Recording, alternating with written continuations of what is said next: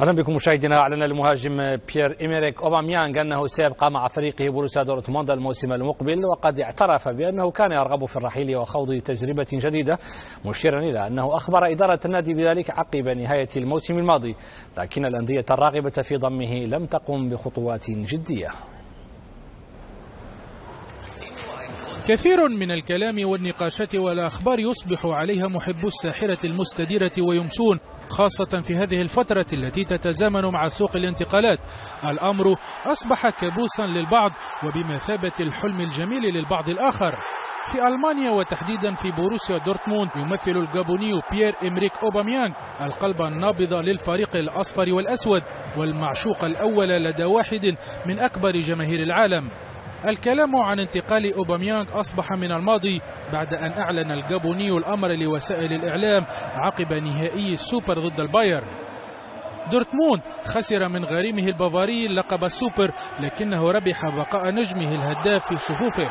أوباميانغ أكد بأن العديد من الأندية أرادت الفوز بخدمته، وآخر العروض توافدت من الصين بعرض ضخم، وهو ما وصفه الجابوني بأنه خطوة يجب التفكير فيها ماليا، مضيفا بأن الكثير من المقربين منه قدموا له النصيحة بعدم الذهاب إلى هناك، لأن الأمر بمثابة التراجع خطوة إلى الوراء.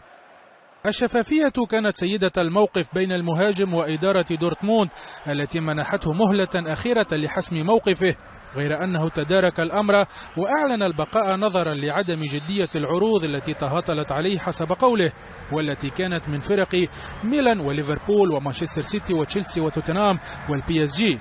بعد كل هذا حسم أوباميانغ قراره، معلنا الوفاء لدورتموند والبقاء في بيته زيغنيل ايدونا بارك. ذكرت تقارير إعلامية أن نادي ليفربول وافق على انتقال لاعبه الدولي البرازيلي فيليب كوتينيو إلى برشلونة، وأضافت التقارير أن النادي الكتالوني سيرسل وفدا لإنهاء موضوع التعاقد مع البرازيلي، وأن قيمة الصفقة النهائية ستبلغ حوالي 100 مليون يورو. وتحدثت الصحف عن اتفاق حصل بين برشلونة واللاعب في انتظار تحديد المبلغ الأخير الذي يريده الريدز مقابل أن يصبح كوتينيو لاعبا رسميا في الفريق الكتالوني. تواصل العاصمة الفرنسية باريس الاحتفال بقدوم نجم البرازيلي نيمار إلى نادي العاصمة، وقد تم الترحيب به على مستوى أهم معلم في فرنسا وهو برج إيفل. الاحتفال تضمن إضاءة برج إيفل بألوان فريق باريس سان جيرمان، وتم خلاله الترحيب بالمهاجم البرازيلي باللغتين البرتغالية والفرنسية وسط حضور جماهيري كبير. نهاية فقرة ميركاتو، شكرا لكم على المتابعة وعودة إلى مهند.